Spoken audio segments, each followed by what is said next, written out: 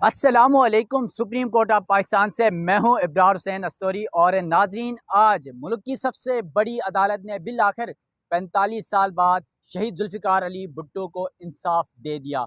अब वो इंसाफ किस तरह का दिया गया, ये मामला भी आपके सामने रखते हैं। सुप्रीम कोर्ट ने क्या राय दी, उसके नुकात भी आपके सामने रखते हैं। और फिर आज दिलचस्प सूरत हाल उस वक्त पैदा हुई जब चीफ जस्टिस काजी फायज ईसा अपनी राय सुना रहे थे नौ रुकनी बेंच की। तो बिलावल भुट्टो जरदारी, जो जुल्फ़िकार अली भुट्टो के नवासे हैं, वो कमरे अदालत में मौजूद थे, रोस्टम पर खड़े थे। और आज उनके आंखों पर आंसू हमने देखे। तैयब बलोच वहाँ पर मौजूद थे, उन्होंने मोबाइल से वीडियो भी बनाने की कोशिश की और फिर बिलावल भुट्टो ने इन्हें वीडियो बनाने से भी मना कर दिया, रोक दिया। अब कैसे तासुरात थे उनके, क्या फीलिंग्स थी, क्योंकि जो शख्स करीब होता है वही समझ सकता है। और इसमें सबसे अहम बात आपको बता दूं, जुल्फ़िकार अली भुट्टो के सुप्रीम कोर्ट में चीफ जस्टिस काजी फायज ईसा के सामने इस रेफरेंस को लगाने में अगर किसी शख्स का किरदार है, अगर आज बैठ के पीपल्स पार्टी कोई भी क्रेडिट लेने की कोशिश करता है तो उसे मैं इनकार करूंगा। इसकी वजह, क्योंकि मेरे सामने जब प्रेस एसोसिएशन सुप्रीम कोर्ट की हलफ बर्दारी हो रही थी, जब चीफ जस्टिस बने काजी फायज साहब, तो उस वक्त तैयब बलोच ने तकरीर की और एक ही मुद्दा था इनकी 3 मिनट की वीडियो के ऊपर कि जो आइन के खालिक है जुल्फ़िकार अली भुट्टो का रेफरेंस सुप्रीम कोर्ट में ज़ेर इल्तवा है। चीफ जस्टिस से रिक्वेस्ट की थी कि इस रेफरेंस को लगाएं और उसी दिन चीफ जस्टिस काजी फायज ईसा ने तैयब बलोच को हम सब के सामने यकीन दहानी कराई थी। और बाद में हमने देखा कि इस केस को समाअत के लिए मुकर्रर किया गया। तैयब साहब, सबसे पहले तो ये बताएगा कि चीफ जस्टिस काजी फायज ईसा ने आपके इस तकरीर के ऊपर नोटिस, जो रेफरेंस था, उसको समाअत के लिए मुकर्रर किया और बिल आखिर आज 45 साल बाद ये फैसला आया। एक तो ये बताएगा, दूसरा बिलावल भुट्टो जरदारी के आज उनके जो तासुरात थे, उनके जो एहसासात थे, वो कैसे थे? देखें, आज जो फ़ैसला आया है बेसिकली ये 45 साल बाद उस एक इंसाफ हुआ है किसी हद तक, क्योंकि यही सुप्रीम कोर्ट ऑफ पाकिस्तान है। इसके माथे के ऊपर अभी भी 23 मार्च 1976 की तारीख लिखी हुई है और लिखा हुआ है कि this stone of this building was laid by Zulfikar Ali Bhutto, the prime minister of Pakistan. तो भुट्टो जो है, जब प्राइम मिनिस्टर ऑफ पाकिस्तान थे, उन्होंने इस बिल्डिंग का बुनियाद रखा और उनको नहीं पता था कि यही बिल्डिंग उनका मकतलगाह बनेगी। और हमने देखा कि इसी बिल्डिंग से ही उनका कत्ल हुआ। उनको मतलब है वो अदालती कटहरा जो इंसाफ के लिए, जो जहाँ से इंसाफ मिलता है, वहाँ पे भुट्टो को नाहक कत्ल किया गया। तो 44 साल तारीख जो है वो पीछा करती रही हमारे अदालती निज़ाम का, हमारी अदालती सिस्टम का, कि अपने आइन के खालिक को, उस वो आइन जिसके तहत ये जजेस, भाई आप हलफ लेके बैठते हो, उसको इंसाफ कब दोगे। लेकिन किसी के कान पे जूं तक ना रेंगी। फिर यूं हुआ कि अगरचे दरमियान में बेनज़ीर भुट्टो शहीद की भी अपनी हुकूमतें भी आईं, लेकिन शायद वो वक्त नहीं था कि वो भी अपने बाबा के इंसाफ के लिए सुप्रीम कोर्ट में कोई सदारती रेफरेंस दायर नहीं कर सकी, जबकि सदर भी उनके अपने आते रहे। फ़रूक लगारी भी सदर रहा, नहीं दायर किया जा सका। लेकिन जब जरदारी साहब सदर बने 2008 में और 2011 में उन्होंने जो है यहाँ पे रेफरेंस दायर किया और उसको वजाहत जरदारी साहब के बकौल उन्होंने कुछ ऐसे की कि मेरे ऊपर भुट्टो शहीद का कर्ज था और मैं चाहता था कि उसके अदालती कत्ल से मुतल्लिक मैं उसको इंसाफ दिलवा सकूं, तो मेरा दिल हल्का हो जाएगा और वो मैं कर्ज जो है वो उतार दूंगा। तो इसी बुनियाद पे 2011 में ये रेफरेंस दायर किया गया और फिर 13 साल ये रेफरेंस ज़ेर इल्तवा रहा। शुरू में इफ्तिखार चौधरी जब चीफ जस्टिस थे, इसकी इनिशियल प्रोसीडिंग्स हुई थी, लेकिन फिर उसके बाद ये मामला जो है खटाई में पड़ गया। और उसके बाद जैसा आपने कहा कि जब मैं president press association of supreme court बना तो काजी साहब को हमने इनवाइट किया। उस टाइम काजी साहब चीफ जस्टिस नहीं थे, हमने उनको इनवाइट किया अपनी तकरीब हलफ बर्दारी में। तो यही मैंने मुद्दा सामने रखा। इसमें पोलिटिकली चीज़ से हट के मेरे जहन में सिर्फ एक चीज़ थी, क्योंकि उस टाइम 50 साल तकरीब मनाई जा रही थी। 2023 जो है वो 50 साल गोल्डन जुबली के तौर पे मनाया जाता है, आइन पाकिस्तान का। तो मैंने इसी वजह से एक मुद्दा सामने रखा, बीइंग कोर्ट रिपोर्टर, कि आइन के खालिक को आप इंसाफ कब दोगे।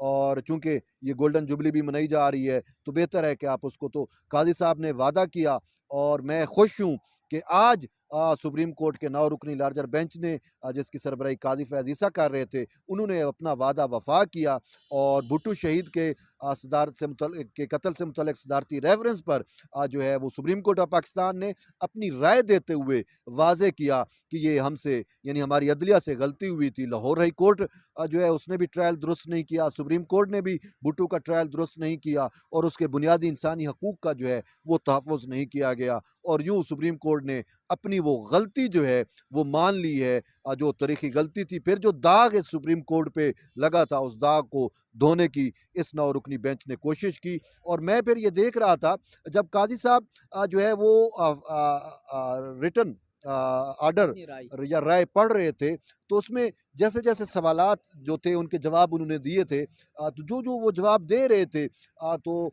पाकिस्तान पीपल्स पार्टी के चेयरमैन बिलावल भुट्टो ज़रदारी जो नवासे हैं शहीद ज़ुल्फ़िकार अली भुट्टो के, तो उनकी आँखों से वैसे ही जैसे-जैसे वो सवाल जवाब पे जाते तो उनकी आँखों से उतनी शिद्दत के साथ आंसू छलक रहे थे और ये तो पूरी पाकिस्तान की कौम ने लाइव अपने टीवी चैनल्स पे स्क्रीनों पे भी देखा, चूँकि लाइव समाअत थी कि वो उन्होंने अपनी कोट की जेब से रुमाल निकाला और उससे वो अपने आंसू जो है वो पूछते रहे और फिर मैंने देखा कि तवज्जो मेरी इस उनकी फीलिंग्स के ऊपर चली गई। मैं उनकी फीलिंग्स को अंडरस्टैंड करने की कोशिश करता रहा।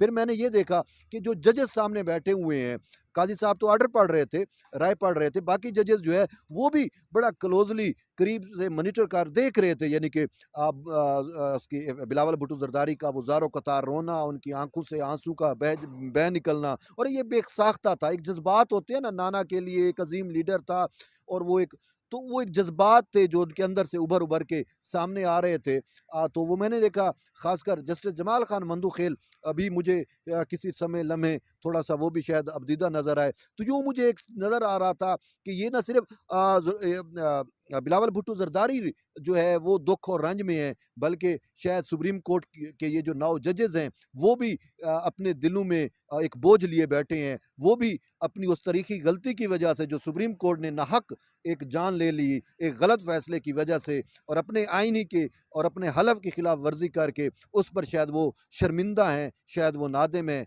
या वो रंजीदा हैं। तो ये चीज़ें मुझे बेंच से भी नज़र आ रही थी, बेंच के जजेस से भी नज़र आ रही थी और बिलावल भुट्टो ज़रदारी के उससे भी जो वो रो रहे थे। फिर उसके बाद जब कोर्ट चली गई राय दे के, तो बिलावल साहब चूँकि रोस्टम पे खड़े थे, तो वो लोग सारे जमघटा बना के उनके पास आए और वहाँ पे आके उन्होंने ये कोशिश की, कोई मुबारकबाद दे रहा था कि जी आपके हक़ में या हमारे हक़ में फ़ैसला आ गया, भुट्टो शहीद को 45 साल बाद इंसाफ मिल गया। लेकिन बिलावल साहब जो है वो ज़्यादा रिस्पॉन्स नहीं दे रहे थे, वो शायद उस दुख और गम की उस घड़ी में थे, जो शायद जिस पे बीतती है वो ही समझता है। मैं मतलब मैं कोशिश कर रहा हूँ कि वो तर्जमानी कर सकूँ, उनकी अक्कासी कर सकूँ। फिर ये होता है कि उन्होंने कहा बाहर चलते हैं, मीडिया टॉक करनी है, तो हम बाहर आने लगे। तो मैंने जब देखा तो चूँकि मैं करीब था, चेयरमैन साहब के साथ था, तो मैंने मोबाइल निकाला और मैंने कहा ये एक तारीख़ी लम्हा है, सदियों के बेटे का जो कत्ल है उसका आज फ़ैसला हुआ और फिर बिलावल भुट्टो ज़रदारी की आंखों में ये जो आंसू हैं, ये भी एक तारीख़ी लम्हात हैं। तो बीइंग अ जर्नलिस्ट चूँकि हम ऐसी चीज़ों को जो है वो ऑब्ज़र्व भी करते हैं और कोशिश होती है आवाम तक पहुँचाएँ कि इनसाइड कोर्ट क्या हो रहा है, बिलावल का रद्द-ए-अमल या उसके जज़्बात क्या हैं। तो मैंने कहा मोबाइल निकाला और मैंने उनकी वीडियो बनाने की कोशिश की, तो बिलावल भुट्टो ज़रदारी ने मुझे मना कर दिया। सिर्फ़ मना नहीं किया बल्कि शायद सख्ती से उन्होंने जो है मेरा मोबाइल एक साइड पे किया। वो मोबाइल गिर गया फिर? मोबाइल मेरा गिर गया। वो इस वजह से शायद वो दुःख था और जो ही मैंने फिर वो मोबाइल उठाया तो मैं फिर उनके पास गया और मैंने उनसे यही कहा कि बिलावल साहब मैं आपका दुःख समझ सकता हूँ, चूँकि वो आपके नाना थे, लेकिन वो क़ायद अवाम भी थे, पाकिस्तान के भी लीडर थे। जैसे आप रो रहे हैं शायद हमारा दिल भी अंदर से ये जो है वो रो रहा है। मैंने इस चीज़ पे बुरा नहीं मनाया कि मेरा मोबाइल, चूँकि वो नहीं चाहते थे कि मेरे ये आंसू आवाम तक पहुँचे, क्योंकि उनकी बहुत ज़्यादा फ़ैन फॉलोइंग है, बहुत ज़्यादा लोग हैं। तो शायद मुझे रिएक्शन भी अब लोगों के मिलना शुरू हो गए कि जब बिलावल भुट्टो ज़रदारी रो रहे थे और टीवी चैनलों पे लाइव ये चीज़ें चल रही थी, तो बहुत सारे घरों में जो माएँ थीं, जो बीबी की जो ख़ासकर सहेलियाँ हैं, जो उनकी बहुत सारी ख़वातीन, वो भी खामख़ा मतलब खामख़ा नहीं, मैं वो भी जो है इन सारे लम्हात की वजह से आपदीदा थी। ये चीज़ें मुझे नज़र आ रही हैं। तो यूँ फिर चेयरमैन साहब बाहर निकले कोर्ट रूम से, तो उसके बाद वॉशरूम में गए, खुद को चेहरा साफ़ किया, फ्रेश हुए और फिर चश्मा उन्होंने मंगवाया, चश्मा लगाया। उसके बाद आके उन्होंने मीडिया टॉक की और आपको पता है वो मीडिया टॉक मुखसिर नहीं करते। मुखसिर उन्होंने मीडिया टॉक की और सिर्फ़ अदालती उस पे 2-3 मिनट की बात की। 2-3 मिनट बात करके बगैर कोई सवाल लिए वो गाड़ी में जाके बैठ गए। तो ये एक वो फीलिंग्स थी जो मैं समझ सकता हूँ या शायद हर वो पाकिस्तानी समझ सकता है जिसका भुट्टो शहीद के साथ कोई ना कोई रिलेशन रहा है या वो उसको अपना लीडर समझता है। तो यही फीलिंग्स अब ये तो हमारी है, लेकिन वो नवासे पे क्या गुज़र रही थी जिसके नाना को नाहक कत्ल कर दिया गया जाए और फिर 44 साल बाद वही सुप्रीम कोर्ट, वही मक़तलगाह से अगर उसको कहा जाए कि हमसे गलती हुई है, तो भई आपसे गलती हुई है, अब आपकी उस गलती की वजह से वो जान तो वापस नहीं आ सकती। लेकिन आपने सदियों का बेटा न सिर्फ़ उसको कत्ल किया, बल्कि पूरे पाकिस्तान को 1 सदी आप पीछे लेके चले गए। अगर भुट्टो शहीद ना होते और तो मामलात पाकिस्तान शायद कहीं और होता। जो पाकिस्तान को एटॉमिक पावर बना सकता था, वो पाकिस्तान को मुआशी पावर भी बना सकता था। तो ये वो तारीख़ी चीज़ें हैं और हमें खुशी ये है कि देर आयत दुरुस्त आयत और ये सारा क्रेडिट जो है वो चीफ़ जस्टिस काज़ी फैज़ ईसा को जाता है, चूँकि वो तारीख़ को दुरुस्त करने पे यकीन रखते हैं और उन्होंने खुद अपनी तारीख़ दुरुस्त की, सुप्रीम कोर्ट की तारीख़ दुरुस्त की और इस पर जो कलंक लगा हुआ है, उसको धोने की कोशिश की। चलें, थैंक यू। यकीनन सईद बलोच साहब, आपका क्रेडिट यकीनन इस केस के ऊपर है और आपके ही कहने पर चीफ जस्टिस काजी फायसा ने इस मुकदमे को लगाया और आज फिर सुप्रीम कोर्ट के 9 रुकनी लाजर बेंच ने 45 साल बाद जुल्फ़िकार अली भुट्टो को इंसाफ भी दिया और फिर जो उनके नवासे थे बिलावल भुट्टो जरदारी के, जो एहसासात थे, उनकी आंखों में छलकते जो आंसू थे, उसकी क्या सिचुएशन थी, वो सब तैयब बलोच ने आपके सामने रखा। यकीनन इंसाफ मिलना चाहिए, सबको इंसाफ मिलना चाहिए, चाहे जुल्फ़िकार अली भुट्टो हो या फिर शहीद मोहतरमा बेनज़ीर भुट्टो हो, जो आज भी इंसाफ के मुंतज़िर है। उनकी शहादत की भी मुझे उम्मीद है। बिलावल भुट्टो ज़रदारी शायद जहाँ पर आज अपने नाना के इंसाफ के लिए वो दिल में खुश दिखाई दे रहे थे, शायद वो अपनी वालिदा को इंसाफ दिलाने के लिए भी अदालतों का दरवाज़ा खटखटाएँगे। सुप्रीम कोर्ट से अपने मेज़बान इब्रार हुसैन अस्तूरी को दीजिएगा इजाज़त। अल्लाह हाफ़िज़।